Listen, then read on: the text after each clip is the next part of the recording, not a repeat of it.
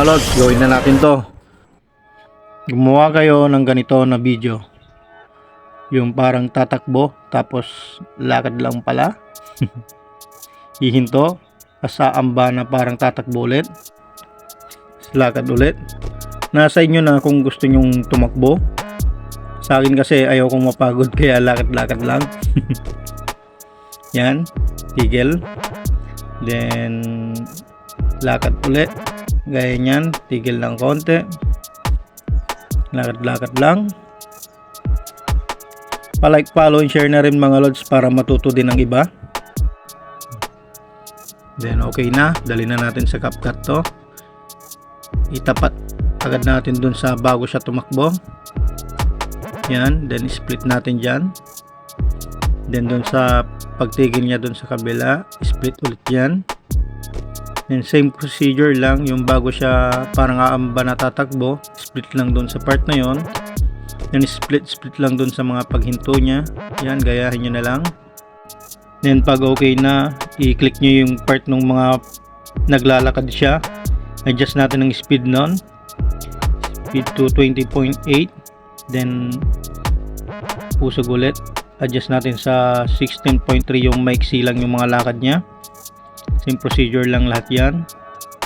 Pag okay na, click yung mga in-adjust ang speed, tas hanapin yung motion blur, adjust ang blur to 100, blend to 21, times to twice. Then same lang lahat dun sa in-adjust natin ng speed, same procedure lang yan, ulit-ulitin nyo lang. Gaya nyo na lang tong ginagawa ko. Pag tapos na, export na lang natin to, then import ulit natin sa CapCut yung nagawa na. Click na lang yung video, then hanapin ulit ang motion blur, adjust ang blur to 100, blend to 21, times to twice. Okay na, itapat natin ngayon dun sa bago siya tumakbo, timing lang. Then pag okay na, overlay natin yung effects. Yan, hanapin ang edit